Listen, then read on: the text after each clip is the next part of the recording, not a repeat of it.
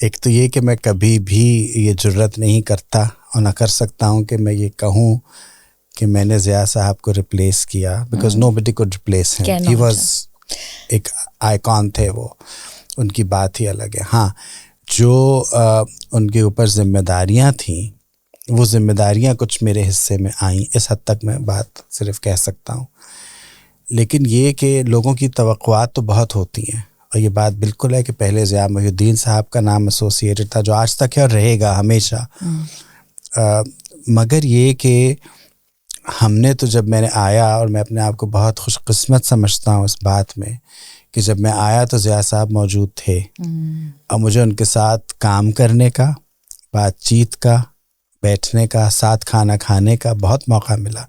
ہم نے بہت مرتبہ ایسے لنچ کیا کہ صرف وہ اور میں ہوتے تھے. کیا بات ہے. تو وہ گھر سے کھانا ان کا آتا تھا, تو وہ بلا لیتے تھے اور ہم ساتھ بیٹھ کے تو وہ کہتے تھے یہ کھاؤ ذرا, یہ کھا کے دیکھو, اس میں بات چیت بھی ہو رہی ہے, اور بڑا مزہ ان کے ساتھ آتا تھا. پھر دوسرے ان کی ایک یہ عادت تھی کہ میں اگر دفتری کام کے لیے بھی ان کے پاس جاؤں, کوئی بات کرنے, پیور دفتری میٹر کے اوپر بھی بات کرنے جاؤں, تو جب وہ بات ہو گئی تو پھر اس کے بعد وہ کوئی قصہ سناتے تھے. کبھی ابن انشا کی کوئی بات, کبھی فیض صاحب کی کوئی بات, کبھی نون میم راشد کی, کبھی پطرس بخاری کی, چونکہ ان کا سب سے تعلق رہا. تو مجھے اتنی عادت ہوئی اس چیز کی کہ میں جب جاتا تھا تو میں خود ایک جملہ چھوڑتا تھا کہ کچھ اب میں کہوں گا تو آگے سے کچھ سنانے شروع ہو جائیں گے. وہ سناتے تھے.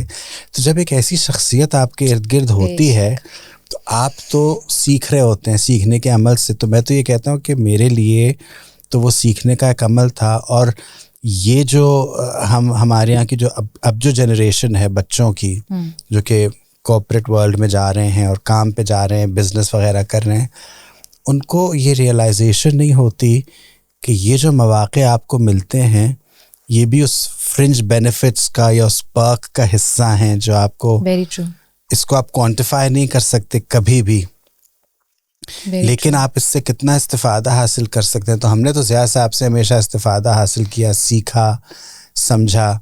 اور اب کوشش یہ ہے کہ ضیاء صاحب کے جانے کے بعد کہ اس ادارے کو جو انہوں نے اصول بنائے تھے اور جو سٹینڈرڈز قائم کیے تھے, ان سٹینڈرڈز کو مد نظر رکھتے ہوئے اس کو آگے لے کے جائیں.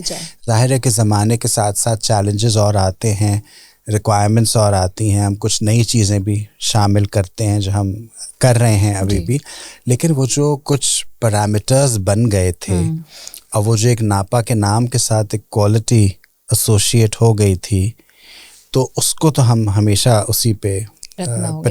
I think this is going to be your biggest challenge. بالکل بالکل.